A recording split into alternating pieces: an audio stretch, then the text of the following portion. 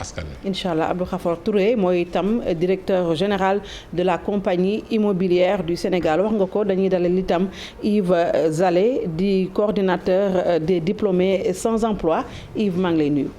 merci Binta maa ngi lay nuyu di nuyu waa Sénégal ñu nekk biir réew mi ak bitim réew te di nuyu tamit ñi ma bokkal débat bi di nuyu ñëpp ñu ñuy seetaan. bokk na ci débat bi itam Demba Seydi moom mooy coordonnateur régional publier ce que vous payez maanaam société civile bi kon la représenté maa ngi lay nuyu monsieur Seydi. maa ngi lay fay soxna Binta di rafetlu aussi sama teewaay fii ak ñi ma sëkkal waxtaan wi di aussi nuyu seeni ay téléspectateurs ak ñuy déglu Sénégal yëpp ak biti réew di aussi. di leen delloo njukkal ci liggéey bu rafet bi ngeen jël fan yi parce que dafa perturbé woon seen i ay calendrier di liggéey suba ba guddi sans arrêt donc presse bi aussi defoon ngeen ci seen wàll bu baax a baax. merci alors Yves Zalé président de la République démb bi mu waxee ñëpp nee na ñu def na un message vraiment d'apaisement surtout jagleel ko ndaw yi ñi nga xamante ni nee na jot na seen message xam na décrypté na ko maanaam dañu sonn dañu bëgg liggéey bu soobee yàlla nee na dina si jublu déjà lan mooy sa réaction ci discours boobu la. merci Binta mais damay bëgg nga may ma tuuti ma def loo xamante ne je pense que waruñu commencer defuñu ko. maanaam ñu li tubaab bi di wax ñu jaale waa Sénégal. parce que bëri na fi ay ndaw yu ñu fi ñàkk ci fan yu weesu. loolu mi doon lu metti parce que ay ndaw lañ suñu morom lañ suñu génération la kon ñun suñu génération ñun ñoo perte. ñu ngi leen di jaale waa Sénégal di leen jaale seen famille di masawut ak ñëpp ñi nga xam ne gaañu nañ ci événement yi de même que ñi nga xamante ne gaañu woon nañ ci mbëkk mi ñu ngi leen di jaale waa Sénégal. te di rafetlu le fait que président de la République mu génn wax. parce que ñun depuis loolu ñu demandé mu wax Barça ba mu amee dañoo ne mu wax ñu xaar ba sonn waxut lii am boobu léegi nit ñaa ngi ne na wax. man mi personnellement bind naa ci réseaux sociaux ne président daa war a wax parce que coow su bëree ci kër borom kër moo koy ligganti. absolument le fait qu'il ait parlé c'est une bonne chose lu ñuy rafetlu la. leneen li ci des nag mooy li waral li xew-xew je pense que foofu moo ëpp solo ci waxtaane maanaam message bu mu wax que ne dina jox ndaw ñi amul liggéey dina leen jàppale surtout ñi nga xamante ne am nañu formation déjà am na benn réorientation budgétaire de 300 milliards boo xam ne dinañ ko dégager d'office. waaw loolu déglu nañ ko démb mais xam nga ñun dañoo am problème. kër gi du ma fi gan je pense que ñëw naa fi à plusieurs reprises te alerté 1 an ci ginnaaw ñu ngi wax ni lii xew Sénégal suñu injustice sociale bi am ci dëkk bi suñ ko continuer di seetaan dina jur musiba mais bon on dira que ce sont les Yves et autres qui parlent c'est des perturbateurs. noonu lañu jàpp parce que on n'est pas pris au sérieux quand on parle de choses duñu jël au sérieux jàkkaarloo fii daa mujj toog di wax kenn déglu ma soir d'info ñëw naa fi di wax kenn déglu ma ak leneen la jeunesse sénégalaise elle est frustrée la jeunesse sénégalaise est oubliée parce que da ngay jàng am say diplôme duñ la faale te ñi lay faale ñi lay ñàkk a faale yi da manqué respect yaa leen ëpp niveau yaa leen gën a jàng suñu comparé yow âge bi nga am ak ñoom âge bi nga am ñoom suñu delloo seen jamono le niveau n'est pas pareil ñun on est fiers d'être un produit pur de l'enseignement public sénégalais et je pense que ça doit être une fierté mais on a constaté que l'enseignement supérieur est banalisé la formation est banalisée et que le président ne nous écoute pas. Hier, il a dit qu'il nous a entendu, comme il a utilisé la phrase du général de Gaulle, je vous ai entendu. C'est bien qu'il nous ait entendu, mais il ne suffit pas de nous entendre. On attend le président dans le concret. Le président, on a le Conseil national pour l'insertion et l'emploi des jeunes. Ça a traîné, décret bi génn ba léegi dara amu ci. Ak leneen. Aujourd'hui, hier, wax na ni 300 milliards lay def pendant 3 ans. Dans le principe, c'est une bonne chose. Mais qu'est-ce qui a été fait avant ñaata structure de financement lañ fi def combien de fois lañ demandé dañu auditer combien de fois lañ leen kii financement yi c'est sur des bases politiques et bases politiciennes ñun ñëpp xam nañ ni soo bokkee ci gars yi gérer ce dossier mu dem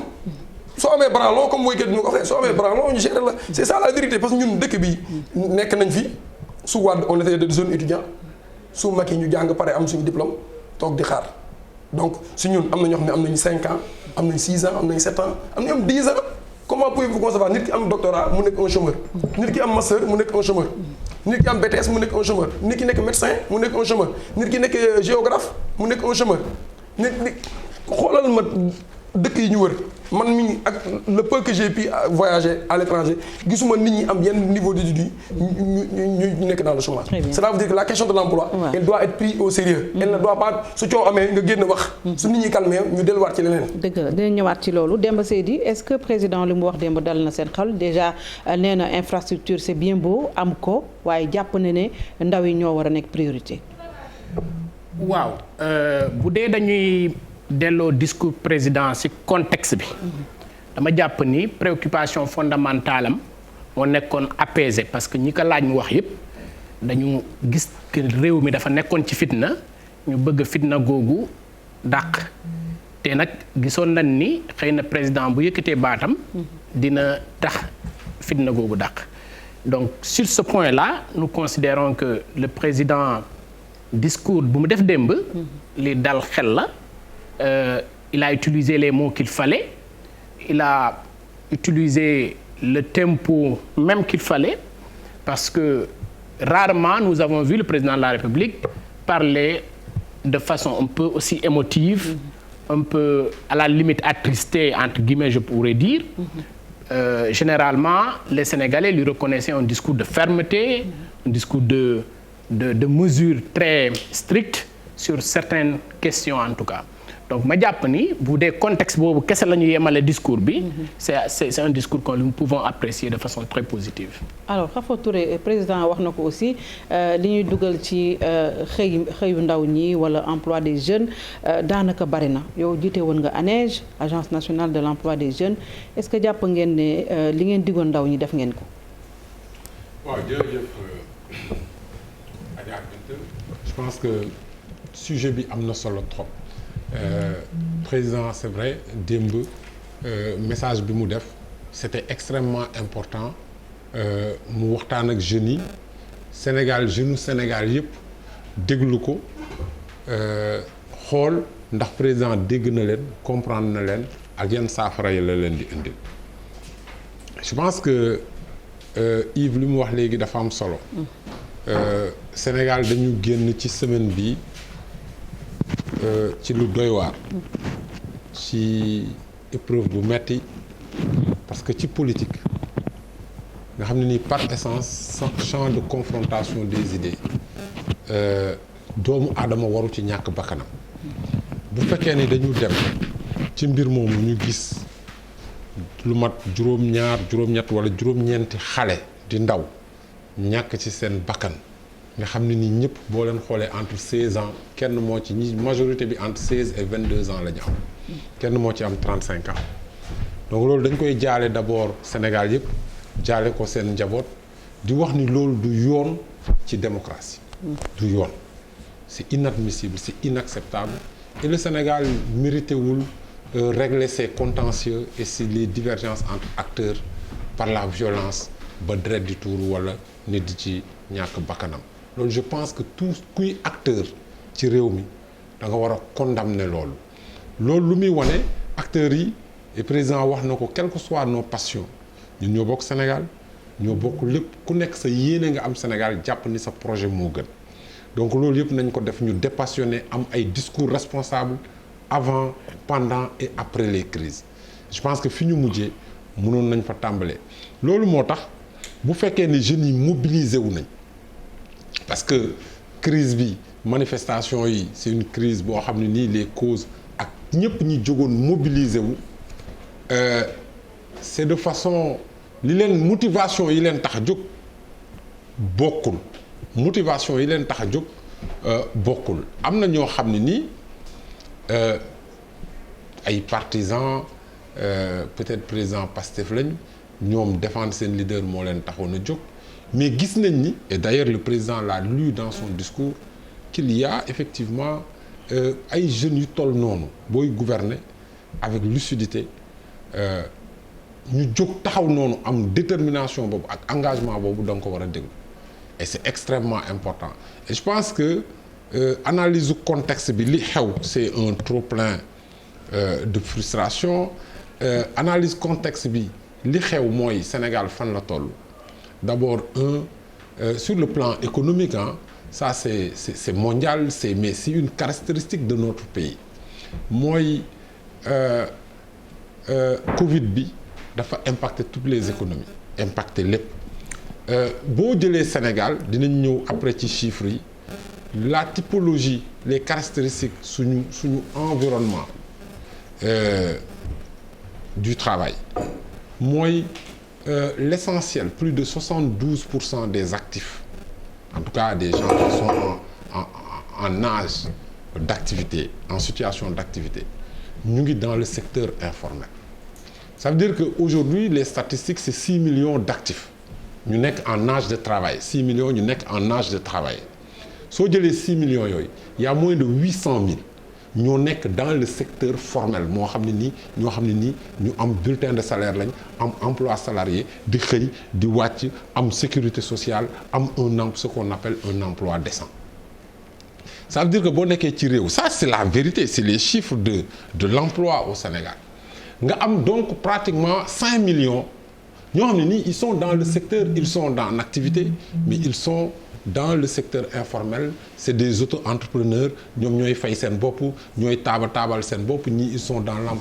l'emploi rural ñii ils sont dans les luuma dans l'économie rurale c'est ça la réalité xam nga réew boo koy analyse mbir da ngay xool nu mu tëddee ñooñu depuis 1 an luuma yi tëj nañ leen ñi nga xam ne nii bu ñu newetee dañuy ñëw Ndakaaru nooraan fi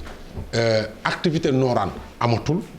ñi nga xam ne nii dañ doon taaba ba ci guddi gi activité yooyu amatul donc il y a une crise qui est là qui est une crise économique mais qui se traduit aussi une crise sociale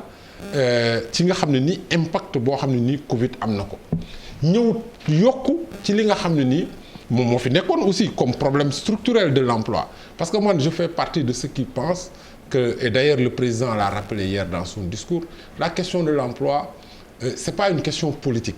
et pour ça pour tous les acteurs politiques en tout cas pour les spécialistes des questions d'emploi ils savent que c'est pas une question politique parce que c'est pas une question qu'on règle sur une baguette magique donc dañuy nekk question yoo xam ne nii dafa laaj consensus maintenant quelle est la réalité mooy aujourd'hui on connaît la spécificité de notre jeunesse on connaît la spécificité de la demande wax na ko léegi li nga xam ne nii les jeunes diplômés yi génn dans le système de l'enseignement et qui ont des difficultés d'insertion ban saafara lañ ci war a indi ñaar ba ñetti xeetu saafara moo ci nekk mais le gros du problème sax n'est pas là-bas parce que bu ñu duggee dans l'analyse profonde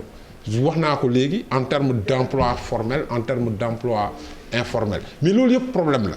soo xam nañ caractéristiques yi maintenant il y a des solutions moi je pense très sincèrement que au Sénégal le problème n'est pas une discussion sur les solutions qui sont apportées les solutions sont bonnes en tout cas les réponses telles qu'elles sont formulées moi je travaille plus dans ce secteur-là depuis quelques années mais les réponses sont bonnes maintenant nous avons toujours dit et je pense que le président l'a compris xam nga Sénégal du débat solution si la question de l'emploi xam nga débat bi lan la et c'est heureux que le président l'ait compris et moi c'est ce que je salue dans ce discours-là en faisant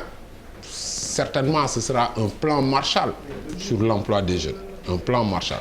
parce que lorsqu'on va mettre 300 milliards sur les 3 prochaines années ça veut dire qu'un effort budgétaire conséquent de 100 milliards par année sur le budget je pense que c'est énorme c'est parce que le problème aujourd'hui c'est un problème d'allocation de ressources moi j'ai été pendant 6 ans directeur général de l'emploi des jeunes la politique publique de l'emploi parce que Sénégal wax dëgg pourquoi ma ne sànq question bi dafa war a nekk consensus ba 2000 il n'y avait pas de politique publique d'emploi des jeunes dans le pays jusqu'en 2000 il n'y en avait pas il y avait un ministère de la jeunesse et des sports c'est ça jusqu'en 2000 qu'est-ce qu'il y avait en 2000 dans le budget de l'État du Sénégal parce que il est important ñu wax jeunes yi ñu comprendre il y avait ce qu'on appelait le Fonds national d'insertion des jeunes qui était au ministère des Sports parce que on faisait plus l'accent sur les activités socio-éducatives et sportives. Donc ce budget c'était à peu près un budget de 70 millions par an pour financer un peu les insertions, la formation, l'entrepreneuriat. À partir de 2000, le président Wade est venu avec une vraie vision sur la politique publique de jeunesse parce que la jeunesse était déjà une priorité. Déjà une priorité parce que boo bëggee stabilité suñu réew ak environnement géostratégique bi mu nekk tout acteur politique conscient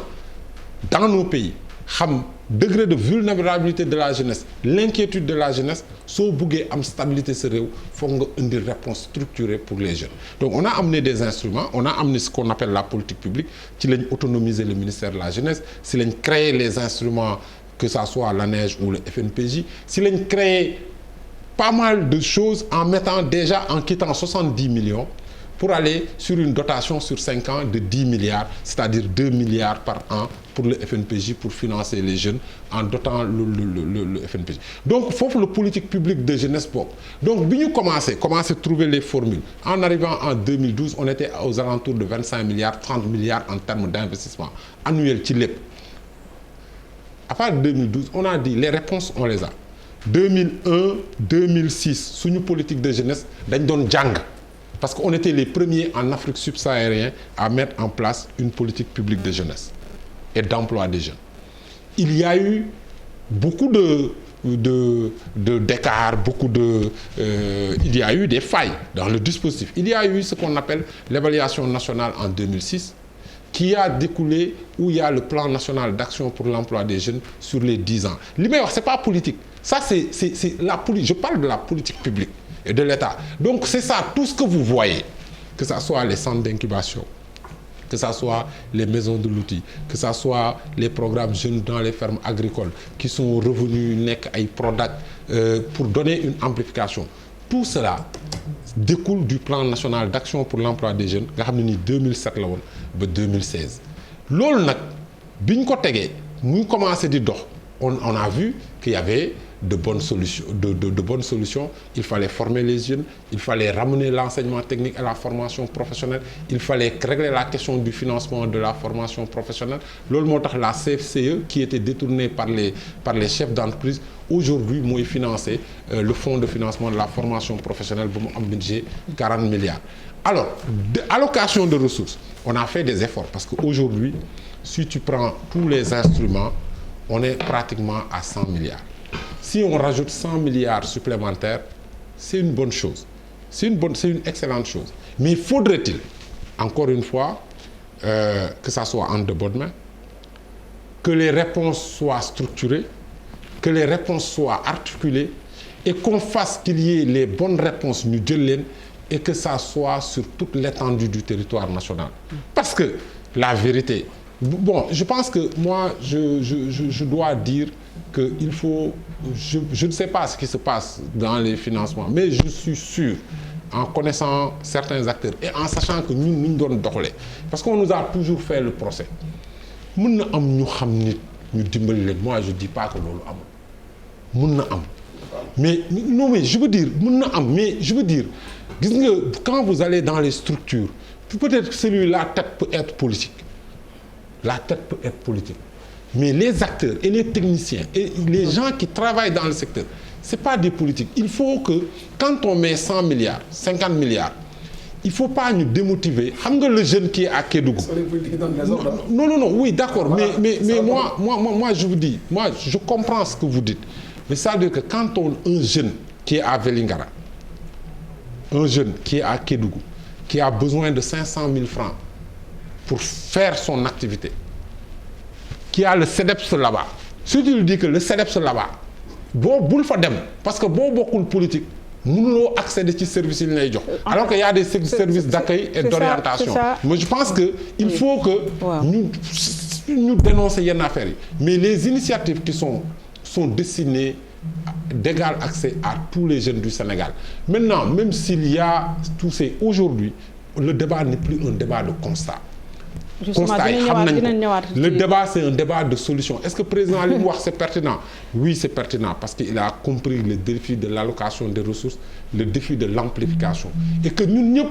on doit travailler dans ce sens-là. Su fekkee ni ñi nga xam ne nii ñooy gérer acteurs yi dégluwuñu leen, je pense que aussi dérouler une politique de l'emploi des jeunes, la première chose, il y a la nécessité de l'accueil, la nécessité de l'information, mais il y a la nécessité de l'écoute. mais en fait depuis quand même l'arrivée de Macky Sall dañuy dégg ay milliards qu'on a injecté quand même ci politique d'emploi des jeunes DER mi ngi fii am na yeneen ak yeneen yoo xamante ni que de milliards et puis à l'arrivée il y a pas d'évaluation et le résultat est là. On a vu ce qui s'est passé récemment avec immigration clandestine bi le ministre du Travail on l'avait entendu à l'époque dire que amul problème mu emploi mais employabilité est-ce que yéen ñi tey jàngeen ba am seen ay maîtrise et tout et vous avez du mal à trouver un boulot est-ce que c'est vrai que employabilité bi aussi moo waroon nekk d'abord le premier combat contre le chômage. waaw xam nga Binta quand on veut tuer son chien on l'accuse de rage après nga rey ko mu dem xam nga États-Unis rawee na Sénégal minimum 500 ans 500 ans raw na ko États-Unis ñun dañ dundaat 500 ans pour ak niveau États-Unis te aux États-Unis y a un problème de chômage léegi soo ñëwee nga ne amul Sénégal kon qui veut dire du ma ko tontu su ma ko tontu du neex te dañuy yaakaar ni leneen tax ma koy def parce que su ma propre personne importe peu mais ñi nga xam te ne ñu ngi toog am problème 100 francs bu ñu jëndee kaasu café nga ñëw di leen wax ay milliards wax na fi lu am importance mu nee na est-ce que l'argent entre dans de bonnes mains. Mais c'est là où le principal problème se trouve. La bonne gouvernance commence par le choix des hommes. La bonne gouvernance commence par le choix des hommes. soo jëlee xaalis bi jox ko Yves mu jënd ci ay oto ay V8 ay oto 80 millions ak 1000 litres essence am defar ci base politique am ce n'est pas le problème des jeunes. Et le problème il est simple c'est pas très compliqué c'est une question de bonne foi ak question de management la mais les autorités tey soo leen bindee demande soo bëggee ma génn ci demande jox la li ma bind yor fi ay demande mot na une centaine am na xam ne leen di bind 2 3 4 fois nga ñu jox la seen numéro nga envoyé le message duñ la tontu leen daal lañ mën mooy ci coow lu jógee nii ñu jéem a taaba pour calmer les choses. Alors que loolu mënta nekk dëkk bi mënuñu ko nekk ci taaba du ko nekk taaba xam nga dafa am problème bu am déjà Sénégal su fekkee yow da ngay jàng am say diplôme soo demee au plan international jox la cër soo ñëwee Sénégal faale wuñ la y a un problème léegi ki jàngul nag léegi ki toog ci mbedd mi xam ne Café Touba peut-être xam-xamam mooy mën a defar Café Touba léegi yow bu fekkee yow mi jàng yor say diplôme lañ faalewul est-ce que kooku dañ ko faale kooku qu'est-ce qu'il va dire chaque jour ni ngi inter mais yéen ñiy jàng sax gis ngeen amu leen liggéey ñun ñi jàngul fu ñu jëm donc c'est un problème ensuite il donne un mauvais signal le mauvais signal mooy ñiy jàng joxuñu leen cër léegi xale yi nangootuñoo jàng parce que xale yi koo ci ne jàngal fac droit su ma fa demee toog booy yi comme su may toog fi may toog fac ba ak booy yi des fois dañuy ñëw nga leen di expliquer suñu ñëwee toog des fois ñu ñëw man ne jóge leen fi dem na ngeen jàngi waaw woo grand yow yaa ngi di jàng ba am ba master 2 boobu amu ko liggéey c'est un mauvais signal qu'on donne à la jeunesse et c'est un mauvais exemple pour la jeunesse il faudrait que politique publique ñu réussir parce qu'on peut pas être considéré un état boo xam ne plus de 70% de la population et les jeunes. Oui. te on sait que la jeunesse li ñu soxla mooy éducation pour le bas âge ensuite formation. Après la formation c'est l'emploi. léegi emploi dafa am plusieurs axes il y a les emplois publics il y a les emplois privés il y a les professions libérales mais il y a aussi l'auto-entrepreneuriat et autres mais qu'est-ce qui se passe en réalité ñu bëgg ñu ñàkk koo bëgg dañoo jël lépp politiser ko loolu mooy coow li moo sonal nit ñi su fekkoon dañoo jël affaire bi teg ko ci yoon teg ko ci déontologie. xoolal emploi public yi qu'est-ce qui se passe les concours duñ ko ubbi suñu ubbee ren concours dañ toog 3 ans entre-temps la limite d'âge elle vient te concours dañ ko réorganiser ne ENA organisation bi ci nekk depuis ñoom Moustapha Niasse bañ koy jàll ba léegi moo ci nekk dañ ko war a changer dañu war a changer texte yi au nom de quoi ñu ne tey soo defee concours une fois 2 fois amatoo droit def ko au nom de quoi ñu ne concours ENA 33 ans la yem te ñuy jël âge la retraite di ko yokk c'est pas normal. war nañu pousse âge bi parce que tey da ngay am tey am sa master 2 am 28 ans wala 29 ans nga def benn concours bi ñu toogaa 3 ans war koo def ci diggante bi nga am limite d'âge tu as la possibilité de faire le concours une seule fois dans ta vie c'est pas normal xoolal ce qui est fait pour la recherche allez voir les doctorants une bourse de combien la ñu am une bourse de 65 000 pour un chercheur arrêté en France pour voir comment les gens xam-xam la ñu war a jox cër. xam-xam dañ ko war a jox cër suñu nekkee ci dëkk boo xam ne ni xam-xam ak jàng joxuñu ko cër toujours problème day am dama lay def récapitulatif sur les emplois publics mooy yi nga xamante ni état moo ko joxe c'est une infime minorité mais infime minorité boobu ñu laxasi ay jaanu politique yow concours amut yi gëj naa am mbas mi booba léegi concours yi ba kañ lañ koy organiser suñu organiser concours au lieu ñu jël en nombre ñu jël 5 6 7 8 9 10 mais aujourd'hui situation bi wan nañu nous avons un déficit de force de défense et de sécurité policiers yi dowuñu y a pas assez de policiers y a pas assez de gendarmes y a pas assez de militaires les ratios 1 policier pour 1000 amul au Sénégal loolu mooy ratio yi il faut dem recrutement policiers yi dañoo sonn c'est parce que liggéey bi ñu leen di sas comparé au nombre qu'ils ont c'est pas normal te nit tamit soo sonnee erreur man du ñàkk ce n'est pas une justification mais c'est une explication il faut que nit ñu xam force de défense et de sécurité dañoo am déficit un déficit criard il faudrait qu'on recule dans ce sens il faudrait que État du Sénégal ñu jàppale les jeunes ñu mën a am insertion au niveau des emplois publics tous les concours nag sans exception aucune soo demee ci emploi privé dans les grands pays c'est le secteur privé qui porte l'emploi mais soo ñëwee dans nos pays c'est le secteur public pourquoi parce que public bi politique bi fa la nekk fa la ñuy ñëw def marchandage kaay ànd ak man ma gérer la kaay def nii ma kaay def nii soo defee nii ma def nii loolu moo tax secteur privé bi dañ ko war a dooleel teg leen ay chartes respecter convention employeur su ko defee de telle sorte entreprise yi ku ci nekk da nga leen ne yow sa chiffre d'affaires nii nga am chaque année tu as l'obligation de prendre tant de nombre de personnes structure internationale firme multinationale yi ñooy fii nga teg leen ci condition mais su fekkee tout ça n'est pas fait problème day am revenons aux professions libérales yi nga xam ne état fayu dara nga ubbi pharmacie état du la joxe ñaar dërëm mais tey pour nga ubbi pharmacie c'est tout à fait un problème parce que y a un lobby de puissance ñoo xam ne bëgguñu am de la concurrence soo demee da ngay gis ñi jàngale dans le public ñoom ñooy jàngale dans le privé alors qu'il y a une norme communautaire qui dit que 70% du personnel du privé su fekkee enseignement supérieur dañoo nekk des permanents mais ñiy jàngale dans le public ñoom ñooy jàngale waa dans le privé léegi kon ku bokkul ci ñaar yooyu bokkoo ci benn soo ñëwee ci beneen profession libérale boo xam ne nii document bii dinaa la ko jox lii ministre de la justice moo ko jël le 8 février bi mu jël ay nit yoo xam ne ni jàlluñ concours kenn xamul fu ñu jógee ñenn ñi dañoo defoon concours échoué mu jël leen defal leen nomination jox leen arrêté pour ñu doon des justice mu ngi nii liiral mu ngi noonu kon qui veut dire que état du Sénégal mënuñu koo ñàkk di ko attaque xamal tax c'est l'état qui devait jouer le rôle d'arbitre tey profession libérale lu mel ni notaire lu mel ni huissier lu mel ni ay commissaire priseur ñu mel ni clerc de justice tout ça état dafa profession libérale état dafa war taxaw di ko sañ parce que au début c'est l'état qui organisait les examens parce que c'est pas des concours mais entre temps état da koo transféré jox leen ko le ministère de la justice ñoom ñu ndoog fa leen di def lu leen neex Sénégal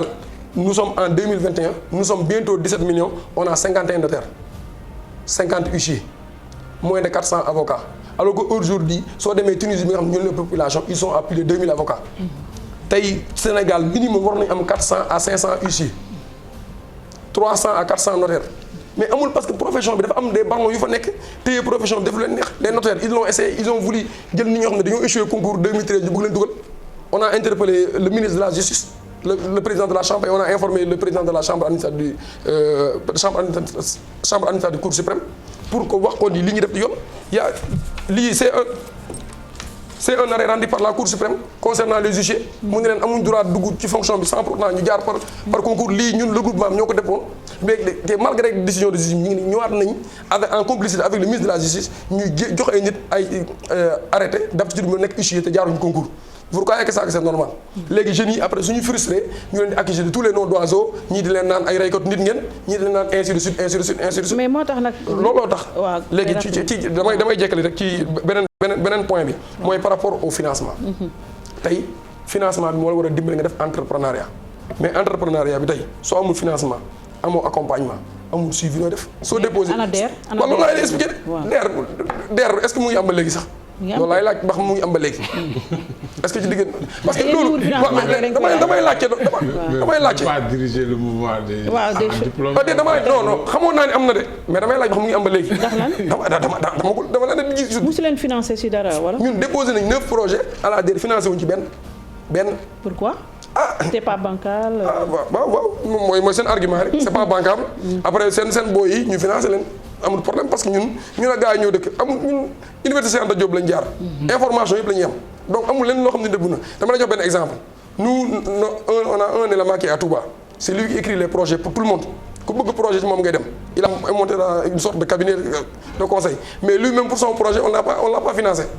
il a créé un projet pour lui on l'a pas financé qui veut dire que problème boobu ci financement te financement yi tey yow tey nga ne structure tel nga ne structure tere kii aw nii kii aw ne amul benn sens lan moo tax état du Sénégal mënut a def benn structure boo xam ne day am feuille de route bu clair ñëpp ku soxla financement xam ne ñii la tey nga ne DER suba nga ne FONGIP ginnaaw suba nga ne FONSEP il y a trop de structures quand même mais y a pas de logique y a pas de logique dans les politiques de financement milliards yu bari yi ñuy génnee Seydi quand même je pense que war nañu arrêter ay solutions yoo xamante ne c'est conjoncturel ñu jox jeunes yi liggéey bi nga xamante ne soxla nañ ko 70% ci ndaw ñi vraiment yaakaar naa ne war nañu trouver quand même des solutions durables pour l'emploi des jeunes waaye tey ñu dugal fii 30 milliards suba ñu dugal fee 100 milliards du ñu xam kan moo ko yore kii wax na ko il faut que ñu xam ñan ñoo ko war a yore il faut que ñu évaluer parce que c'est l'argent public mais loolu yëpp du am c'est ça waaw Binta man ci wàllu gouvernance lay liggéey depuis presque maintenant 10 ans liggéey ci kuréel goo xam ne dafay couvrir tous les 5 continents ma ci jiite Afrique de l'Ouest dem ci réew yëpp ñu analyser nan la situation économique yi mel ñu xool nan la ressources yi ñu am mën a jàppale réew yooyu pour ñu mën a régler cas yu mel ni emploi des jeunes mais sànq boo gisee sama réponse gàtt ci c'est parce que di nga poser question bi da nga ma ne nan laa gisee discours président démb ma ne la bu dee dañ ko yemale ci contexte bi amoon semaine bi c'était un bon discours maintenant coow li gis naa ni ci li ma dégg ci Xafoor wax ak Yves li mu wax gis naa ni xëy na laaj bi man maa ko comprendre est-ce que dañuy analyser la question de l'emploi au Sénégal à la lumière du discours du président wala boog dañuy analyser discours du président de la République. C'est bien cela. D'accord alors dama jàpp ni. le président wax na ñaari mots clés dégg naa leen te comprendre naa seeni ay préoccupations mais ci discours bi. ñaari mesure la président jël benn bi mooy allocation de ressources bi te d'accord nañ ci ak yéen que problème bu mag ci suñu réew yi am mooy allocation de ressources yi nan lañ koy équilibrer ba secteur bu nekk gis ci boppam rawatina nag jeunesse bi ki wax na léegi que amuñu woon stratégie d'emploi ainsi de suite c'est vrai mais de plus en plus nos États commencent quand même depuis 20 ans maintenant à définir des politiques qui permettent d'encadrer la question de l'emploi. Deuxième mesure du président jël, c'est de lever ou bien alléger le couvre-feu à partir de minuit jusqu'à 5 heures du matin. Mais à la lumière de toutes les revendications qui sont sorties dans la semaine, je crois que le président, oui, il a entendu le message, mais à la lumière des mesures yu mu jël, dama jàpp ni il n'a pas encore touché 1 ou 2% des préoccupations qui ont été soulevées par ces jeunes nekkul question wu allocation de ressources kese moo tax jeunes yi génn nekkul question couvre-feu kese moo tax jeunes yi génn donte ni ñàkk emploi bi c'est au cœur de ces préoccupations parce que nag boo xoolee en un jour ouvrable lu mel ni lundi nga am plus de 2000 ou 3000 5000 jeunes yi génn wàcc ci terrain bi boo xoolee moyenne d'âge bi tu te dis que ñii ñëpp kon dafa fekk ni amuñu liggéey moo tax ñu am jot wàcc ci terrain bay xeex bay jàmmarloo ak ay takk der mu doon loo xam ne lu ñaaw ci Sénégal compte tenu de budget yu ñuy voté compte tenu de budget yu ñuy am compte tenu de recettes yu ñuy mobiliser aussi au niveau de ce pays-là ma jàpp ni encore une fois l'harmonisation des mesures pour l'emploi et l'employabilité en même temps dafa war a loon xam ne urgence la ci sunu état bi kii wax na ko moo ñu gën a xam xëy na sax secteur emploi boobu de façon précise nu mu doon fonctionner parce que am na ci au moins une longue expérience pour avoir dirigé une direction de l'emploi ma jàpp ni am na li xaw a nuru injustice sociale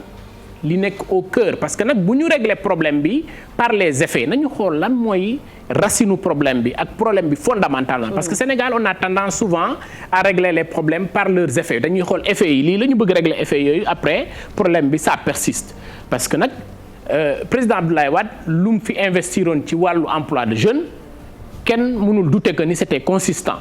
pourquoi le problème n'est pas réglé président Macky Sall ñëw na avec au moins 3 agences yi ci nekk lu tax ba tey on reste toujours dans le même problème c'est parce que dama jàpp ni le cœur du problème n'est pas encore réglé nous sommes en train de régler les effets. Et c'est quoi le cœur du problème? Alors le cœur du problème c'est quoi? C'est d'abord faire de sorte que les gens apprennent des métiers qui correspondent aux besoins des employeurs. Sénégal xoolal métiers yi gën a nekk informel te mu war a nekk ay métiers techniques plomberie électricité ak yeneen maçonnerie yëpp c'est des gens yoo xam ne ils ont une formation sur le tas dañu ñoo ko jàngal seen bopp. wala mu ngoog taaba boobu. donc ma jàpp ni c'est des métiers yoo xam ne boo ñëwee ba nar a élargir ay universités dans les régions créer ay métiers l'avantage de créer ces métiers c'est quoi? C'est que bu la xafoor employé wul nga mën a employer sa bopp. parce que koñ ba nag ku nekk dafay soxla plombier, ku nekk dafay soxla maçon, ku nekk dafay soxla électricien et cetera et cetera. Donc d'abord déséquilibre boobu entre li ñuy former nit ñi parce que boo demee université xool faculté yu ëppale étudiant faculté des lettres ak faculté de droit mu ëppale étudiant. faculté de droit ki wax na que léegi concours boo xam ne maximum 40 personnes la ñuy jël te ci 40 yooyu di nga gis ni moitié bi sax ñoo ngi woon déjà ci administration bi dañ leen di reclasser rek donc boo xam ne tamit du régulier mais à la limite ñeneen ñiy génn faculté de droit yëpp lan la ñuy mujj defi ils font absolument rien boo demee faculté des lettres langue la fi nit ñi di jàng géographie histoire ak lettres modernes tu vas faire quoi boo jàngalewul te ñëpp mënuñu dem di jàngale ci. Donc on crée encore une longue liste de chômeurs da ngay génn université xamoo dara loo mën a def da ngay dem ci mën nga bind parfois je comprends pourquoi vos projets et vos demandes d'emploi n'ont pas de suite. Parce que man à la limite je peux me considérer comme employé parce que dama yor ay employés yi may liggéeyandoo. Mais nit ki day ñëw mu am doctorat j'ai eu une collègue qui dirige une organisation locale ici mu def entretien avec un doctorat mu libéré ko. Au moment où il peut recruter quelqu'un qui a une licence. Après tu te dis mais jàng bee baaxul wala lu xew. C'est parce que effectivement yow dem nga jàngi ba am sa doctorat lettres modernes wala sa doctorat anglais wala sa doctorat faculté de droit mais qu'est-ce que tu sais faire? Rien du tout. Ba ci jàngale boobu ñuy wax xëy na boo amee doctorat mën nañu yaakaar ni war nga mën a jàngale université mais jàngale métier la aussi ça s'apprend. Oui. Mais kenn ñiy jàngale en tout cas dans le supérieur la majorité amul kenn ku lay naan dem naa jàngi nu ñuy jàngalee nit. Donc ce qui fait que suite bi ci topp yëpp conséquences yi ciy am yëpp ñooñu tam même moule bi lay doon donc dootuñu mën a am perspective d'emploi. Deuxième chose fondamentalement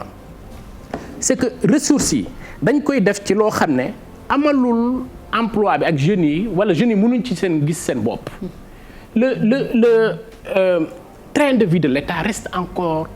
très dispendieux xaalis bu bari bu ñuy investir ci wàllu politique. waroon na mën a faj soxla yu bëri nga xamante ne fii troisième élément fondamentalement c'est que Sénégal dëggalam du dëgg xaw ma Sénégal nga yeewu ñu ne la dans un pays pauvre que 94 milliards réer na diggante diw ak diw ak diw ñu ciy dem tribunal ak rajo ak télé yëpp den organiser ngeen fi ay maintes fois des débats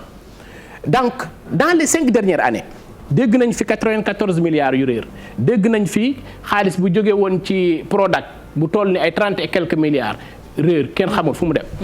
mu am ay nit yu porté plainte ba tey dégluñ ci kenn donc l'ensemble de ces frustrations yi sénégalais yi di gis après nga xëy ne leen diw de demoon na salon nangam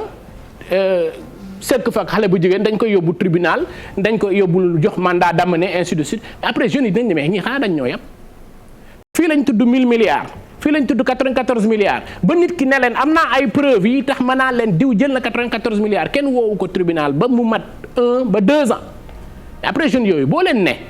ma damay defar réallocation budgétaire bi tax ma yokk DER mais ils ont raison de dire ani DER man kii bu mu poser question j'ai compris fu muy waxee ani DER parce que nit ñi gis ñu DER sentiruñu DER au même moment nga gis ñoo xam ne soxlawuñu DER ñu leen di jox ci xaalisu DER am na y a des preuves yoo xam ne ñu ngi fii. fekkee nañ ko xam nga donc xaalis kese. man gëm naa ni manqué wul ci réew mi buy mën a jël en charge une bonne partie des préoccupations d'accord naa ak xafoor que question emploi kenn waru ko politiquer dans le sens où politique politicienne la war a doon. parce que xale yi boo leen joxul emploi. l'oisiveté est la mère de tous les vices. dinañu génn def li raw. li ñu def ci semaine bii dinañu génn def loo xam ne demal ci prison yi jeunes yi fa nekk y a des jeunes diplômés dans ces prisons là tout simplement parce qu'ils ont commis un forfait quelque part ñu jël leen yóbbu leen. waaw peut-être que quelque part état bi li mu waroon def rapport defu ko parce que gis nañ ni 70% ndaw ñëpp ñu ci bëri amuñu liggéey wala sax 60% bi secteur informel yi bi nga xam ne moom mooy créer emploi kenn encadré wu ko est-ce que jotul ñu gën a jox gëdd parce que c'est bien de créer des infrastructures parce que loolu tamit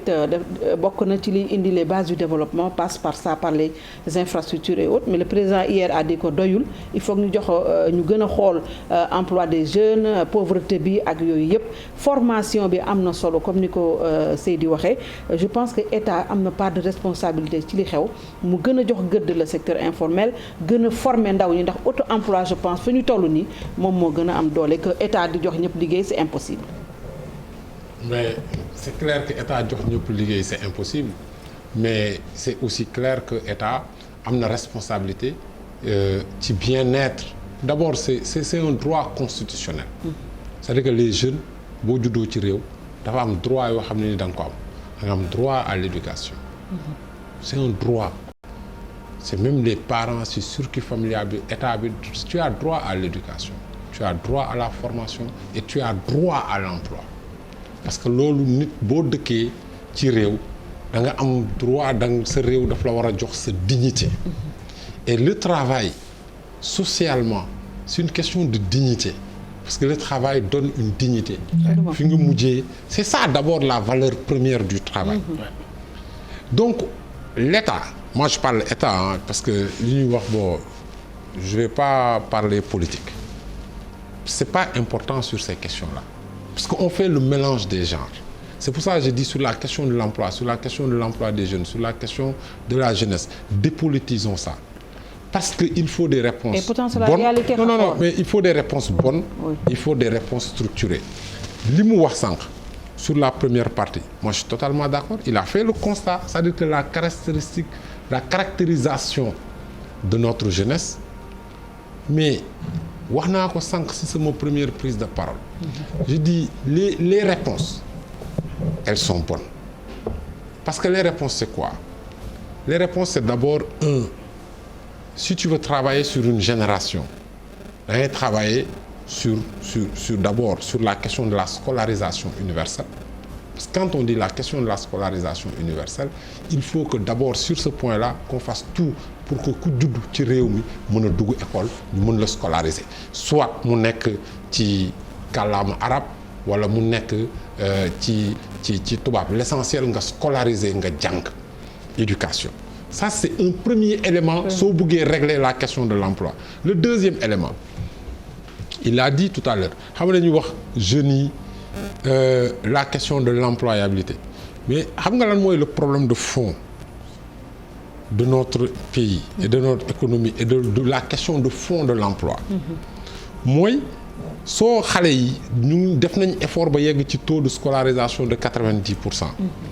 Mais bu ñu demee xale yi bu ñu yegsee CM2, et d'ailleurs on vient de réformer ça, on vient de réformer le concours de l'entrée en sixième.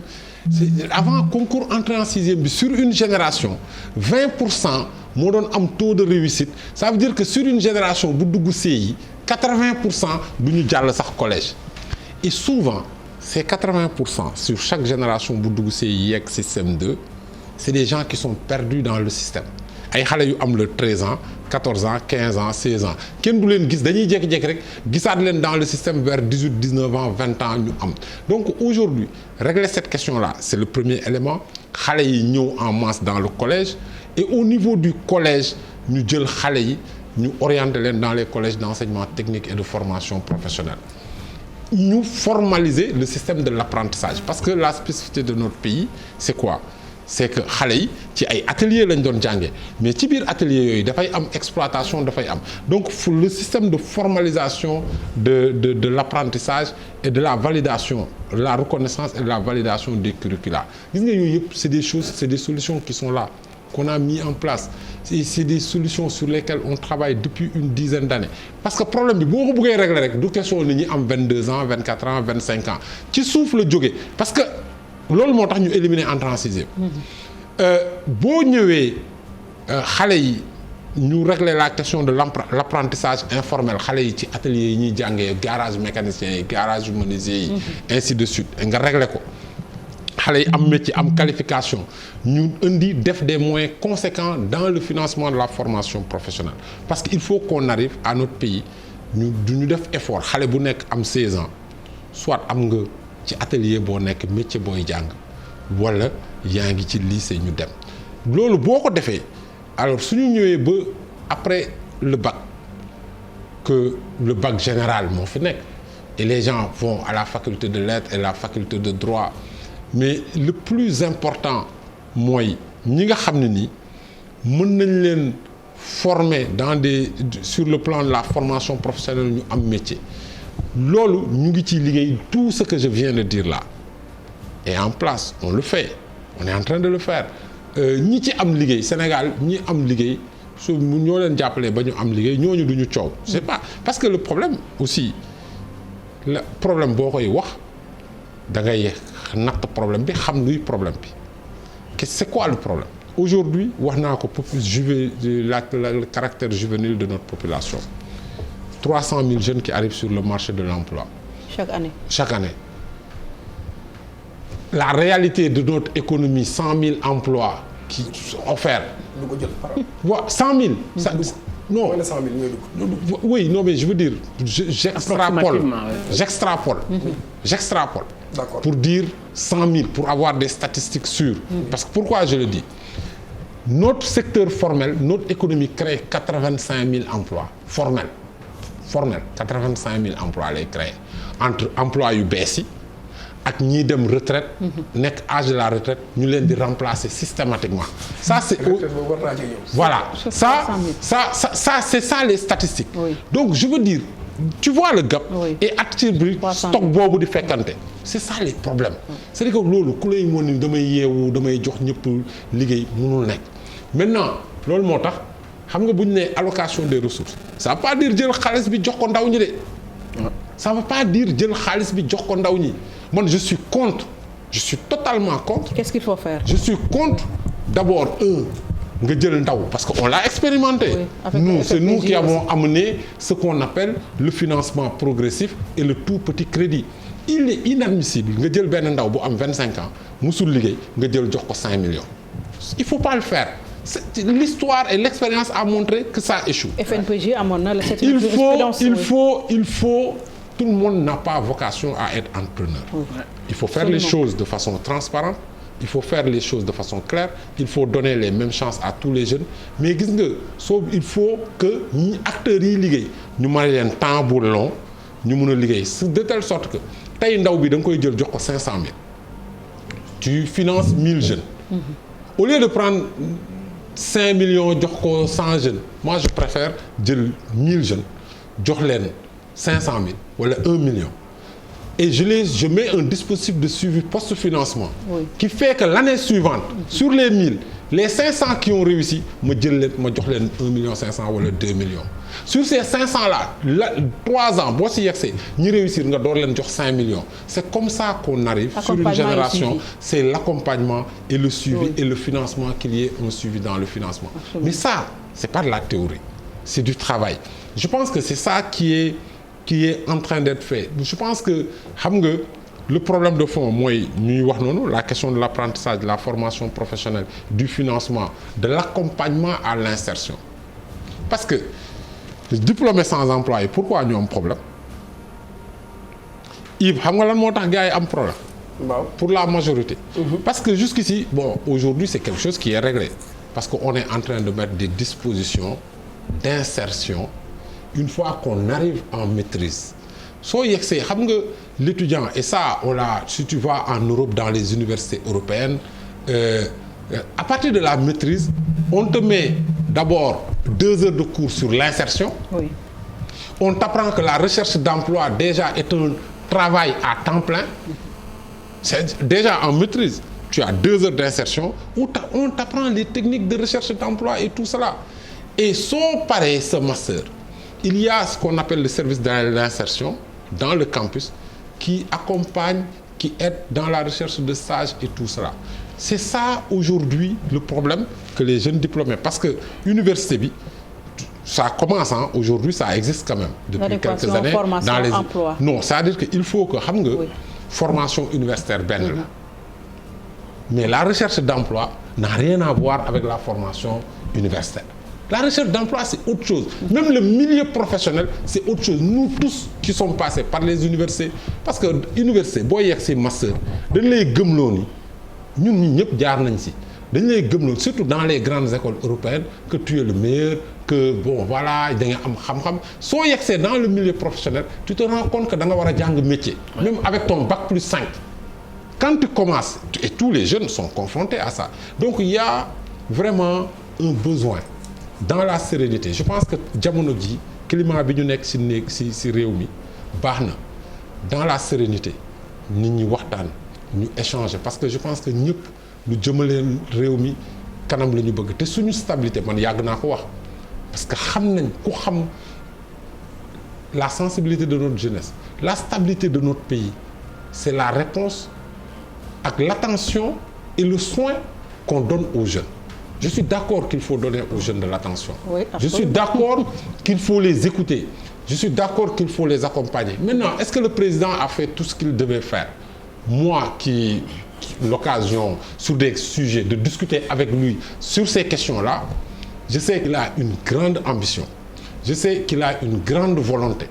Je sais les efforts immenses parce que faire un effort de 30 milliards sur le budget national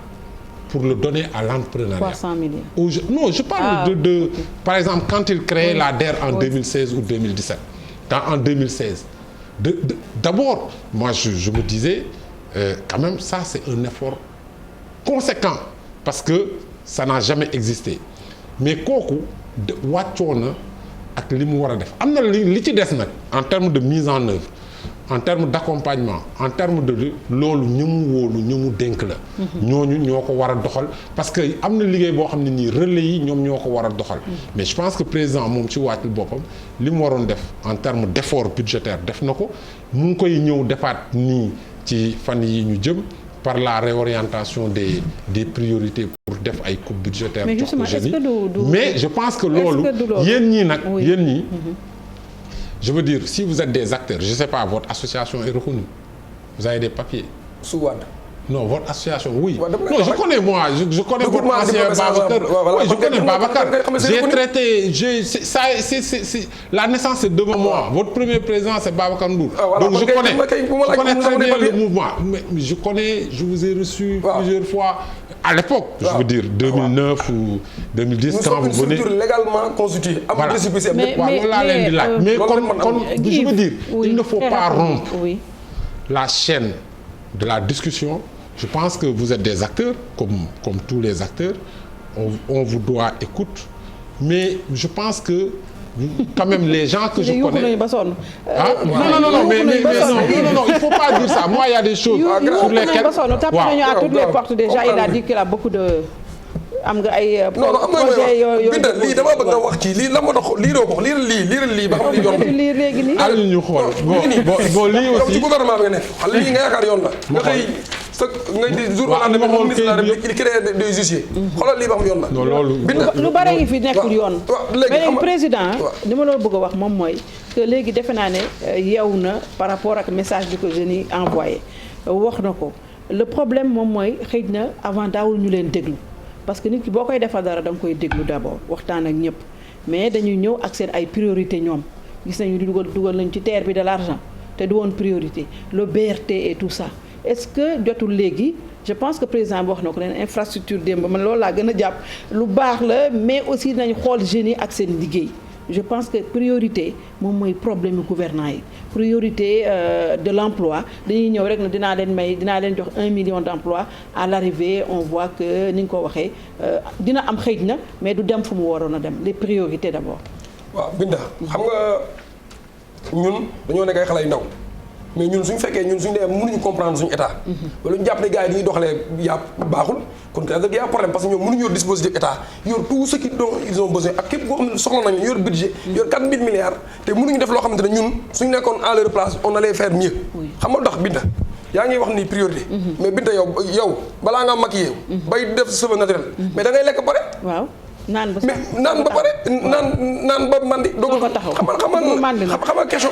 de priorité xam nga tey man Yves su fekkee maa war a taxaw fii di wax Sénégal état du Sénégal vous avez raté la priorité mais y a problème xam nga tax parce que ñun mënuñu concevoir état du Sénégal ñuy xëy parce que am nga problème le principal problème mooy dañu dégluñu kenn soo waxee ñoom président bind nañ ko 45 fois tontuwuñu musuñu sax woo appel nañu présidence jot nañ seen i document président jot na ko dara ci réfléchir sax nga ne xaaral ma dundee yaakaar xëy na xam nga loolu mooy principe problème yi léegi dans l'immédiat dafa am loo xam ne ni dans l'immédiat am na loo xam ne président defal nañu ko bëgguñu ko conseil économique et social xaw ma la nag environnementalement ak de l'air xaw ma lu mu ko tuddee amaluñu benn njëriñ. Ça prend des milliards. On a besoin des milliards pour régler les problèmes des jeunes. moom daa lay wax priorité yi la priorité xam nga loolu priorité. On a une assemblée nationale. On a un gouvernement. C'est ça. On a une administration publique. On n'en a pas besoin. Au conseil xaw ma des territoires la xaw ma des lan ñaata milliards lañ jël milliards yooyu ni ko def ci jeunes yi yooyu soxla wuñ ko defal un sondage amul benn jeune xamul sax lu muy njëriñ. ay terres mais dama bëgg am na vidéo bu ma gis dans le net je pense que yéen journalistes war ngeen ci def gëstu. xale yi certes dañuy déplorer le fait que ñu am ay saccage yooyu. te saccage yi du saccage en réalité lekk la gaa yi doon jël ci biir affaire yi. ci biir gi en réalité dañu wax dëgg quoi. ñun ñu ne xam nga dafa am benn vidéo bu ma marqué. xam nga lan la ñaari vidéo la surtout benn bi xale bi dafa jël meew di ko naan ne moom meew bi ci télé la koy gis musul xam ne meew bi ñu leen neexee ndax dund ba dee ko naan kon xam nga ni kooku dafa xiif. Non, c'est un exemple. Parce que non, il faut que nos autorités comprennent le message. Ils ont compris. Ensuite, beneen bi mooy gis nañu ay jeunes ñuy saccagé ba àgg ci benn caisse pari foot. Les jeunes ont dit que lii kenn du ko laal. Pourquoi les jeunes acceptent de défendre un caisse de pari foot sans pour autant défendre une institution publique? Mais y a problème. Cela veut dire que qu'est-ce que passe pari foot moo ëppal jeunes yi. que les sièges de l'État mairie et ainsi de suite ils ne trouvent pas le compte parce que les jeunes léegi soo xoolee à Dakar leur principal travail lan la jouer pari foot la en dehors nga nekk politicien ànd ak benn grand mel ni grand xafoor mu lay gérer fonction publique ñëw mu dugal la ainsi de suite à part ça la principale profession à Dakar jouer pari foot la pour plusieurs jeunes su dee dans les régions dawal Jakarta léegi dafa am beneen problème tamit boo xam ne administration Sénégal ñaata retraités ñoo fi nekk des gens qui sont à la retraite léegi moo 10 ans qu'on maintient dans des postes au même moment on dit aux jeunes vous avez 30 ans vous avez 35 ans vous n'avez plus la possibilité d'entrer au même moment il y a des gens qui ont 60 ans 65 ans 70 ans 80 ans ñu maintenir dans l'administration li def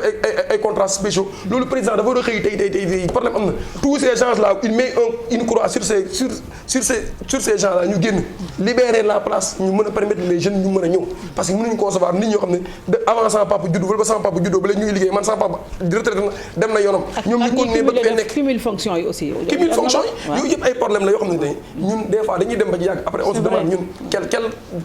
quel problème avons-nous avec notre état ba xam gars yi ñun dañoo jàppee peut-être bokkuñ ci réew mi wala dañoo jàppee ñun dañoo xëy rek ñun sànniñ ci réew mi moo tax amuñu yërmande ñun amuñ déglu amuñ lenn des fois da ngay am envie sax toog ne ñun est-ce que duñ dem solliciter première dame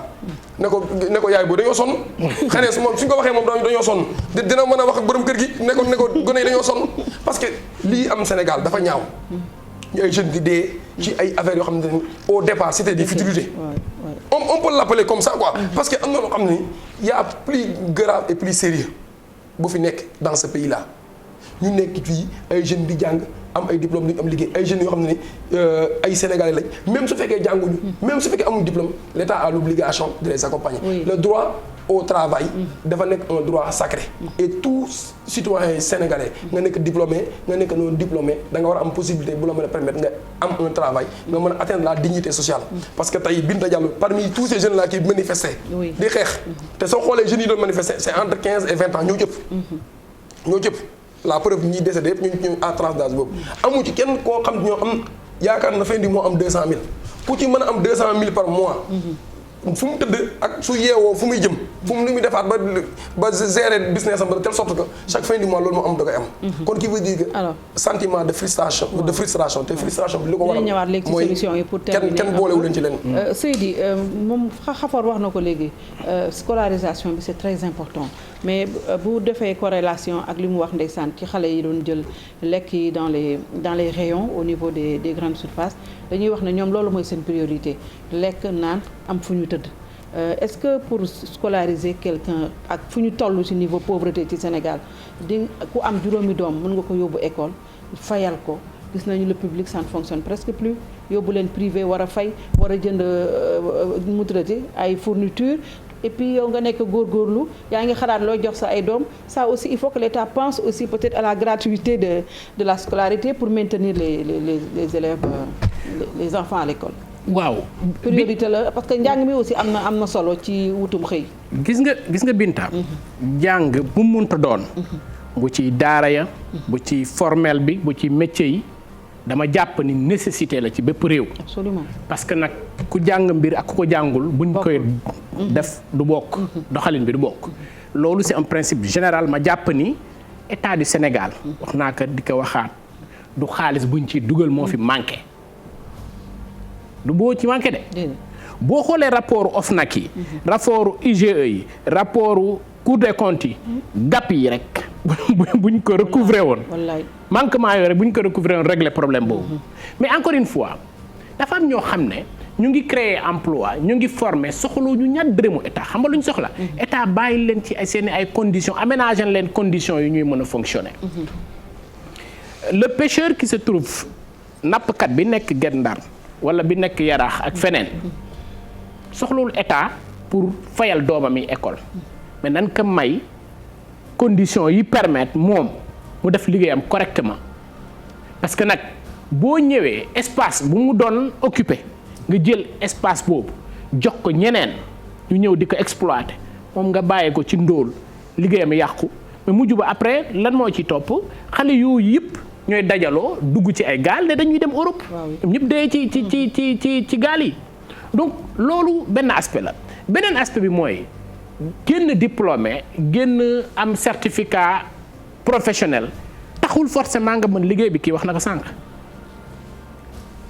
man ba moment bi may wax ke yow nii depuis 2002 ba 2021 lañ nekk ba tey maa ngi continuer jàng dama delluwaat université inscrire parce que dama saa yooyu avancé nga xam ne am na loo xam ne xamagoo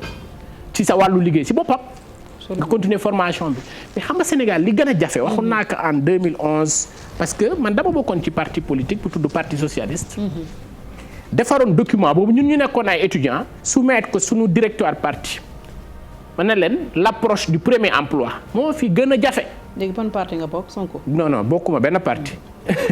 je suis dans la société civile je coordonne une organisation internationale pour tout publier ce que vous payez. encore une fois. par ànduma ak benn leader politique. dama jàpp ni gis nga bu nit ki génnee école mu ñëw nga indi ko TFM fii boo moytul caméra bi ni nga koy taalee sax bu moytul yaa koy won. absolument. parce que xamagu ko. théorie bi la jàngagum. par contre bu ñu yëkkati woon je dis que président Macky Sall mesures yi mun na fi jëlaat 1000 milliards dugalaat ci du régler dara. parce que kii musul liggéey nga yëkkati même bu 5 millions boo ko joxoon xafoor il ne pourra pas s'en sortir c'est-à-dire que 1000 yi nga sànq schéma bi nga présenté jël 1000 yi xëy na 500 yi bu ñu ci génnee après 500 yële noonu leen di def par contre boo yëkkati woon 1 milliard. nga jox ko lu ñuy tuddee les business models am na ñoo xam ne ñoo ngi ci xarañ nañ ci ba pare nga ne leen 1 milliard ngi nii ci 1 milliard bi 1 million bu nekk employé ma ci 4 ci 1 million bu nekk parce que j'ai l'expérience gis nga nawet bi passé dama ko passé Casamance dama bay 6 hectares dépensé wu ma ci 1 million 250 mille. 6 hectares. absolument. sur toute la chaîne ba mu jeex ak ñi ma fa employé yëpp. donc je dis boo jëlee business model yi am na fi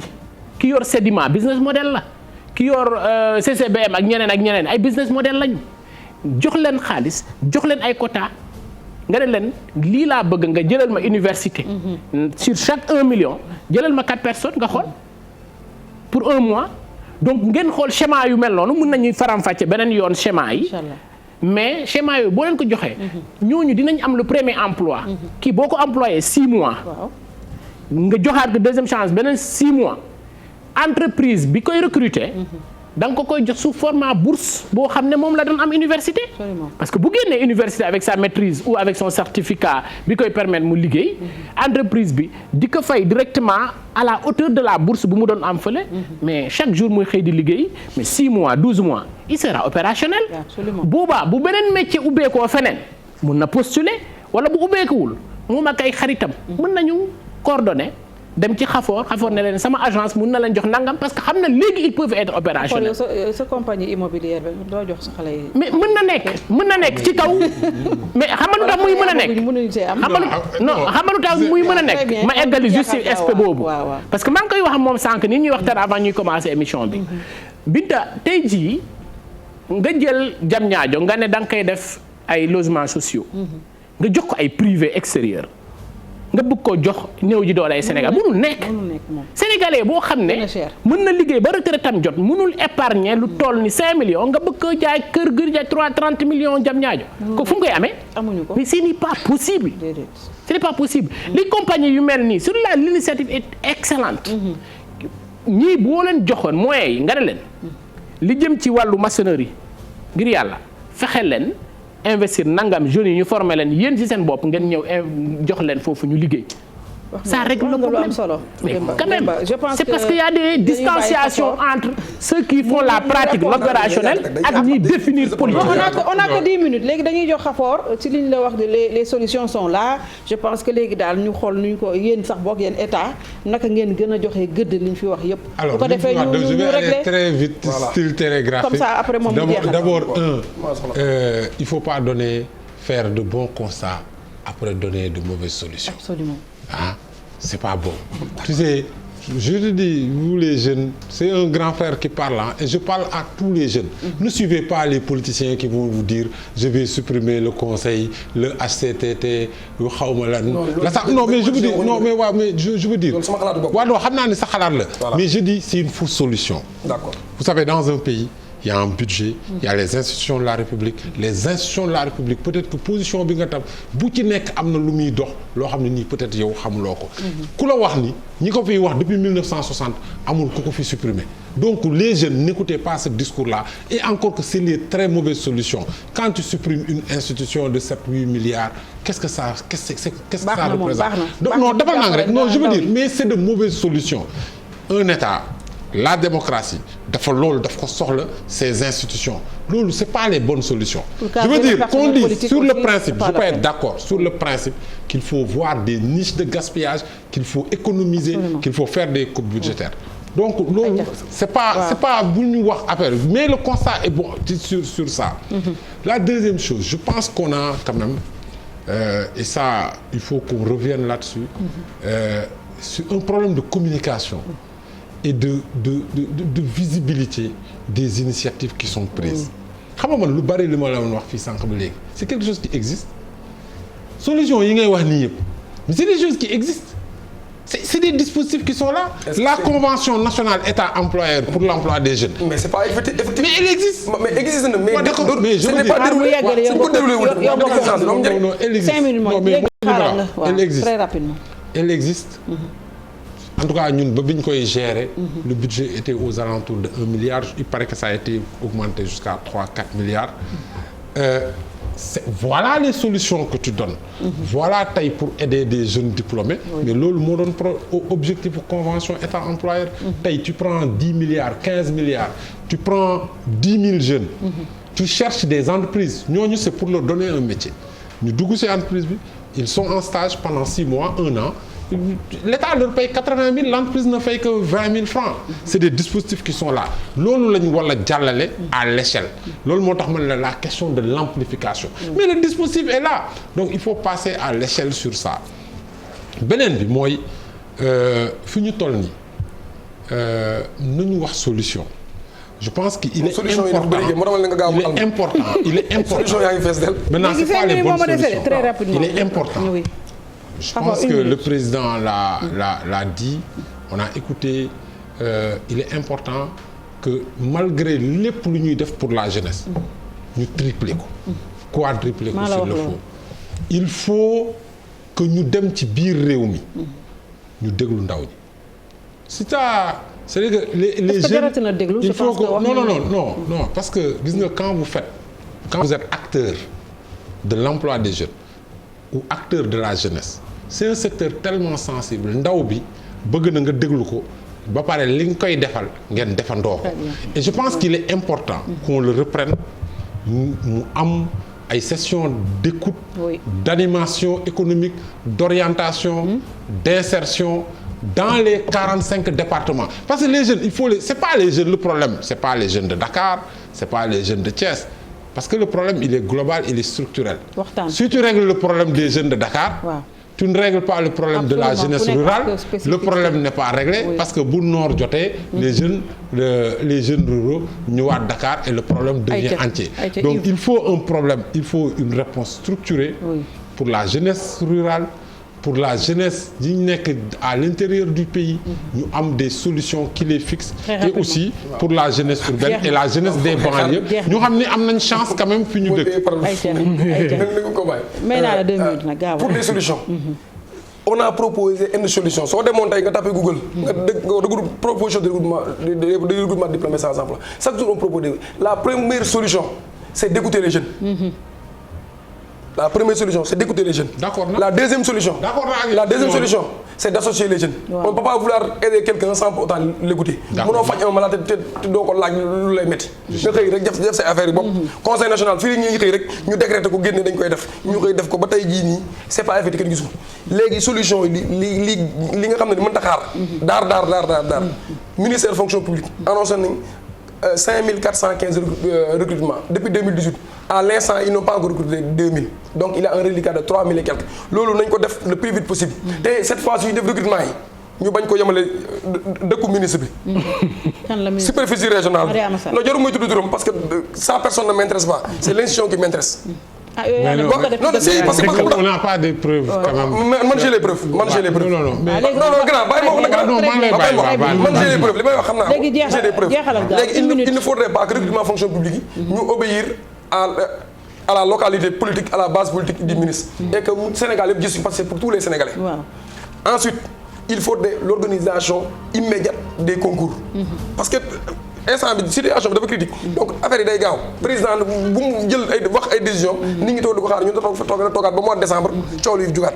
léegi leneen la ci des mooy profession libérale yi lu